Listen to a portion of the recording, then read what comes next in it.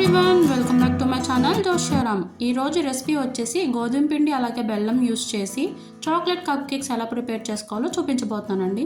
మీ పిల్లలు కేక్ చేయమని అడిగితే కనుక ఎటువంటి ఓవెన్ కేక్ మోల్స్ అవసరం లేకుండా ఇలా సింపుల్గా గుంత పొంగనాల ప్యాన్లో అయితే ప్రిపేర్ చేసుకోవచ్చు.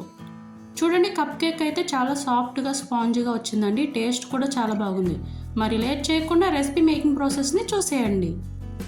ముందుగా ఒక బౌల్ తీసుకుని అందులోకి అరకప్పు బెల్లం, పావు కప్పు పెరుగు, పావు కప్పు కుకింగ్ ఆయిల్ వేసి బెల్లం కరిగేంత వరకు మిక్స్ చేసుకోవాలి. ఫ్లేవర్లెస్ ఆయిల్ తీసుకొని బాగుంటుంది. వన్స్ బెల్లం కరిగిన తర్వాత ఒకసారి వడపోసుకోవాలి. నెక్స్ట్ ఒక కప్పు గోధుమ పిండి, 3/4 స్పూన్ బేకింగ్ పౌడర్, పావు spoon baking soda, 2 table spoon milk powder వేసి జల్లించుకోవాలి.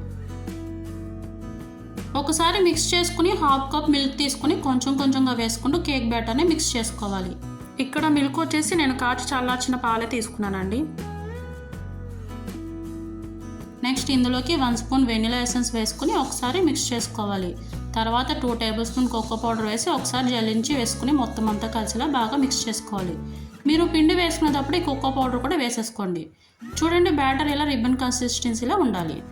ఒక 15 మినిట్స్ పక్కన పెట్టేసుకోండి. నెక్స్ట్ స్టవ్ ఆన్ చేసి యూస్ చేయని దోశ ప్యాన్ మీద శాండ్ వేసి ఒక 15 మినిట్స్ ప్రీహీట్ చేసుకోండి.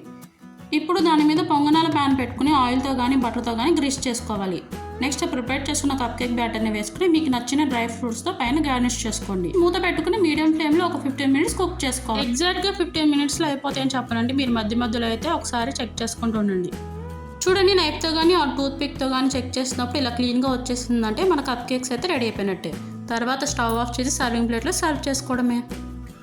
చూడండి, కప్ కేక్స్ అయితే బాగా పొంగాయండి అండ్ స్పాంజీగా కూడా ఉన్నాయి.